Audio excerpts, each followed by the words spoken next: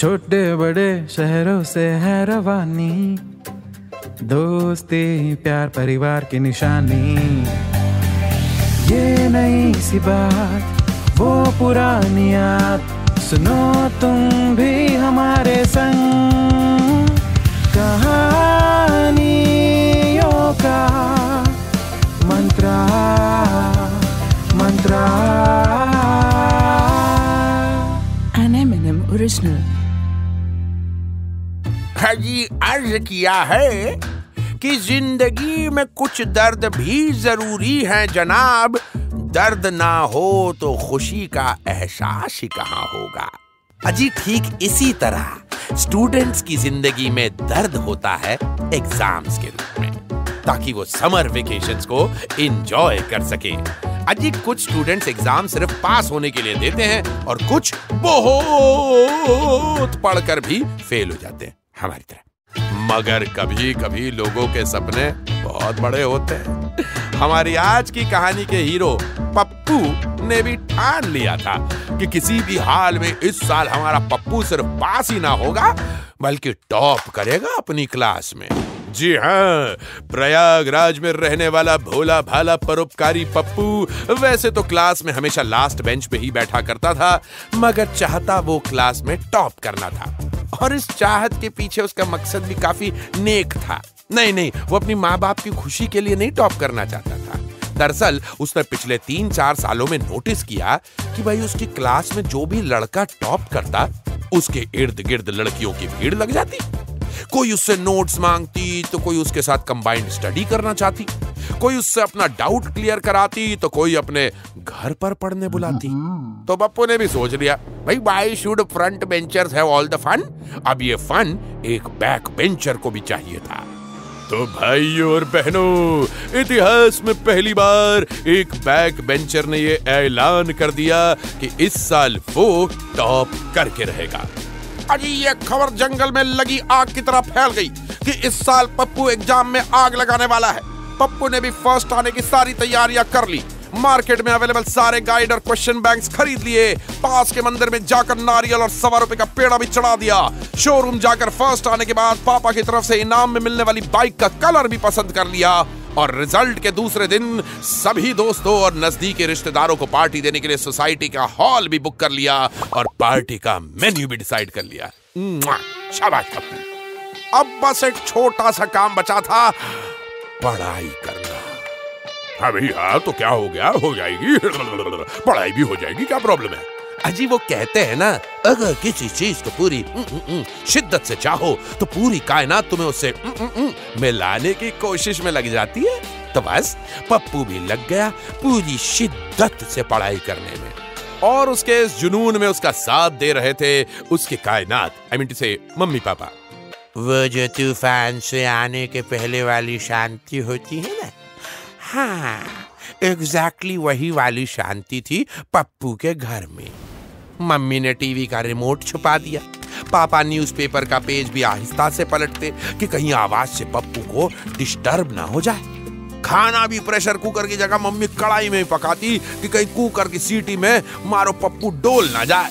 Mummy को पापा से कुछ कहना होता तो वो भी बोल कर नहीं मैसेज करके कहती कि कहीं पप्पू को डिस्टर्ब ना हो जाए।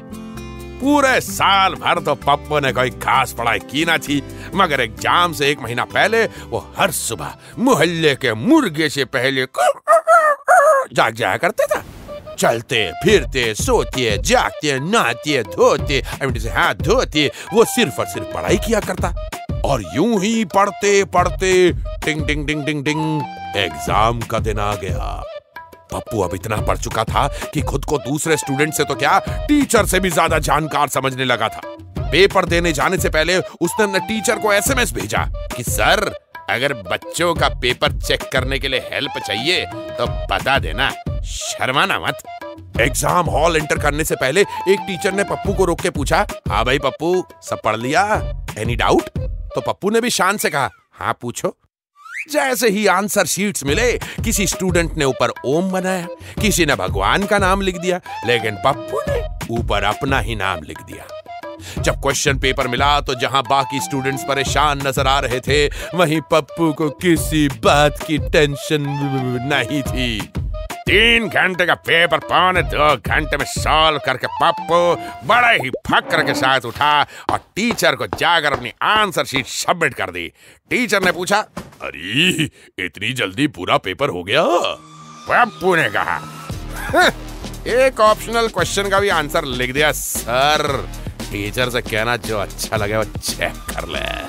अपने क्लास के बाकी स्टूडेंट्स को अभी तक लिखता देख पप्पू की हंसी छूट गई। उसने सोचा, पता नहीं कितनी देर से लिख रहे हैं ये लल्लू कहीं के।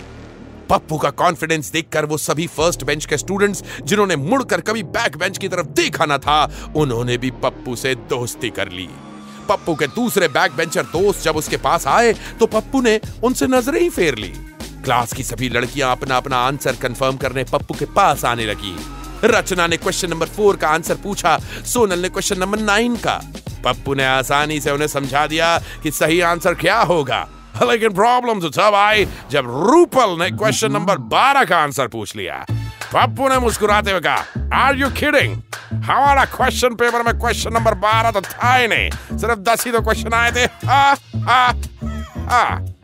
रूपल ने कहा, स्टूपिड, 10 क्वेश्चन तो सिर्फ पहले पेज पे थे, उसके पीछे 10 क्वेश्चन और थे। तुमने पीटीओ नहीं किया? पीटीओ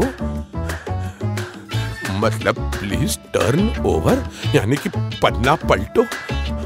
अरे जिसको मिस कर गया हमारा पप्पू। और इस दुखद सत्य को सुनकर उड़ गए पप्पू के होश। हो गया अपना पप्पू बेहोश। अपने पुराने बैक बेंचर दोस्त की पुरानी सॉक सूंघ कर उठा और बोला, लगता है गलती से मिस्टेक हो गई, पीछे को क्वेश्चंस देखे नहीं। और कुछ दिनों बाद आ गया रिजल्ट और आखिरकार कर लिया पप्पू ने टॉप। पीछे से तो बच्चों, इस कहानी से हमें यह सीख मिलती है कि हमें कभी भी पप्पू की तरह ओवर कॉन्फिडेंट नहीं होना चाहिए। हैं? एग्जाम में क्वेश्चन पेपर का पन्ना पलट के देख लेना चाहिए। समझ रहे हो बेटा? चलो हमें तैयारी करनी है, एग्जाम में 2 दिन बाद। चलो के बाय। तो कैसी लगी आपको हमारी आज की ये कहानी? ऐसी ही कहानियां सुनने के लिए आते रहा करिए M&M टॉकीज पे। ये है कहानियों का मंत्र। An M&M original. This show is a work of fiction. Any names, characters, places, and incidents are either products of the creator's imagination or used fictitiously for entertainment purposes only. Any resemblance to actual events or persons, living or dead, is purely coincidental. This show does not intend to defame, malign, slander, or hurt or be disrespectful to any person, nation, state, individual, caste, religion, religious sentiments, beliefs, or feelings of any person. The show does not promote smoking or drinking. Listeners' discretion is advised.